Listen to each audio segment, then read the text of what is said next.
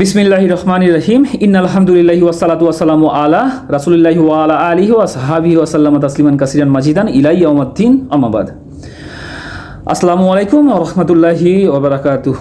আল্লাহ তাআলা সূরা বাকারার 142 নম্বর আয়াতে বলেছেন, অচিরেই নির্বোধ লোকেরা বলবে কিসে তাদেরকে তাদের কিবলা থেকে ফিরালো যার উপর তারা ছিল। অচিরেই নির্বোধ লোকেরা বলবে কিসে তাদেরকে তাদের কিবলা থেকে ফিরালো যার ওপর তারা ছিল। বলো, পূর্ব ও পশ্চিম আল্লাহরই, তিনি যাকে চান সোজা পথ দেখান। মানে এখানে আল্লাহ তাআলা বলতেছে যে যখন রাসূল সাল্লাল্লাহু আলাইহি সাল্লাম বাইতুল মুকাদ্দাস থেকে কিবলা ফিরিয়ে কাবার দিকে নিলেন, তখন খ্রিস্টান ও ইহুদিরা বলতো যে কিসে তাদেরকে তাদের কিবলা থেকে ফিরালো যার ওপর তারা ছিল। যার ওপর বলতে বাইতুল মুকাদ্দাসের উপর ছিল কিবলা, তো সেদিক থেকে কিসে তাদেরকে ফিরিয়ে নিল। এখানে সেই যুক্তি খণ্ডন করে আল্লাহ তাআলা বলতেছেন যে বলো, পূর্ব ও পশ্চিম আল্লাহরই, তিনি যাকে চান সোজা পথ দেখান। আচ্ছা, এই আয়াতটি তাফসীর এইভাবে আসছে যে যখন রাসূল সাল্লাল্লাহু আলাইহি সাল্লাম হিজরত করে মক্কা থেকে মদিনায় যান, তখন প্রায় 16 থেকে 17 মাস পর্যন্ত বাইতুল মুকাদ্দাসের দিকে মুখ করে নামাজ পড়েন। তবে তার ইচ্ছে এটাই হতো যে কাবা শরীফের দিকে মুখ করে নামাজ পড়া হোক, যা ইব্রাহিম আলাইহিস সালামের এর কিবলা।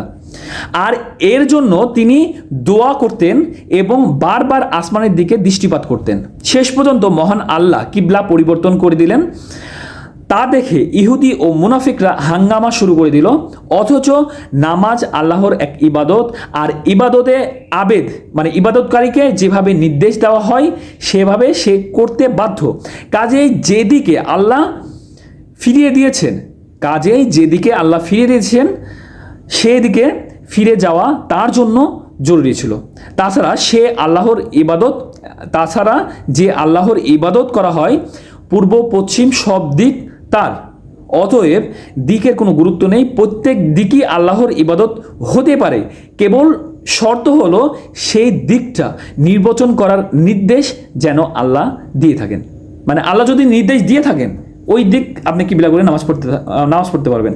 এখন যেহেতু কাবা শরীফের দিক কিবলা করে নামাজ পড়ার নির্দেশ আল্লাহ দিয়েছেন, তো কাবা শরীফের দিকেই কিবলা করে নামাজ পড়তে হবে।